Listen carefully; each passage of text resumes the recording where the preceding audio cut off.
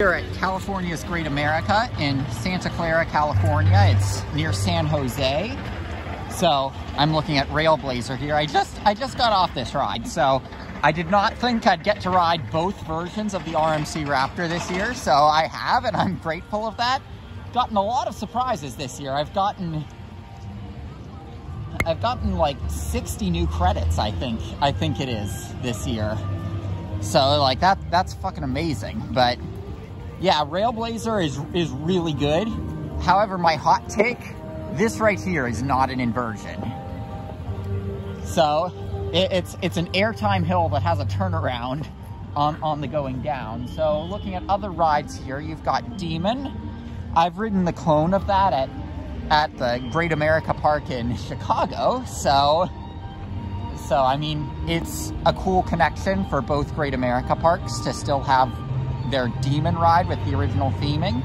I will say this one has, there's your sign, has probably preserved more of the Marriott era theming. You've got Grizzly way back there. You can see the lift hill lighting up. So the Golden Ticket Awards said that Grizzly was the world's worst wooden coaster or something. I don't think I agree with that. Like, come on, people. Are you really, like, I wouldn't even say it's the worst of the 3 Cincinnati Coney Island Wildcats. That's the coaster it was based on. I wouldn't even say it's the worst of those 3. I'd say right now, after Wild Beast got retracked in 2016 massively, I'd say probably Grizzly at King's Dominion is the worst of the 3.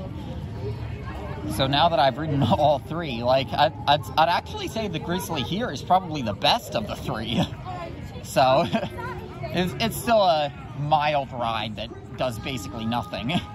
Although there is one turn that has some laterals, but yeah. So that's my thoughts on Grizzly, and it's just average. Like, come on, people, you really overreacted in calling it the world's worst wooden coaster. Up here you can see the lighted up lift hill of Gold Striker, and this is a GCI Woody. It's comparable to Mystic Timbers and Prowler.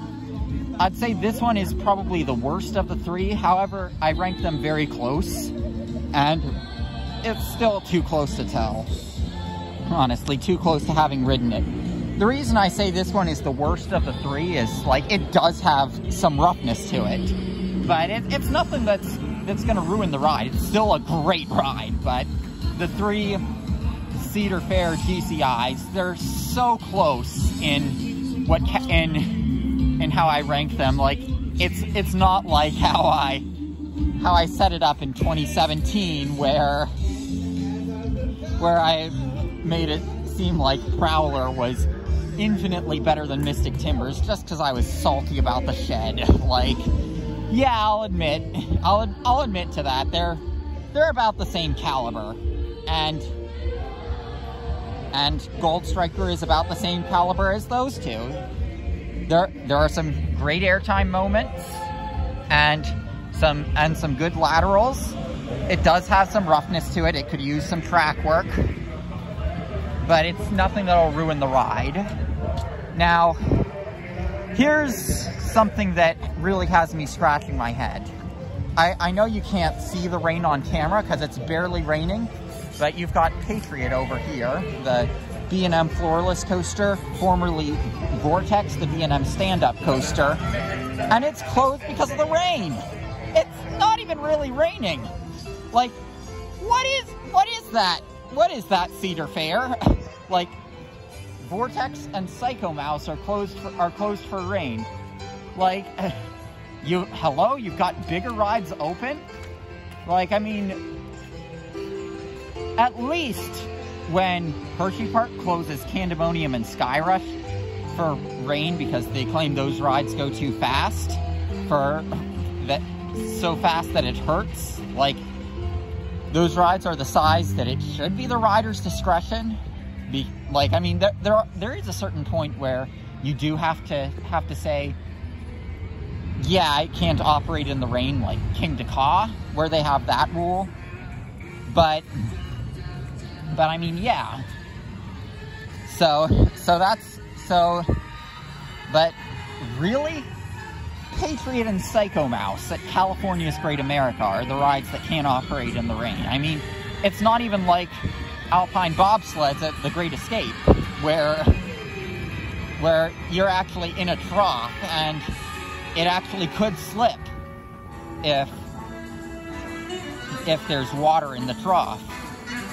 So up here, you've got Flight Deck, the B&M invert. I almost said Patriot, thinking about Worlds of Fun. Like I mean, it throws me off a little bit thinking about that.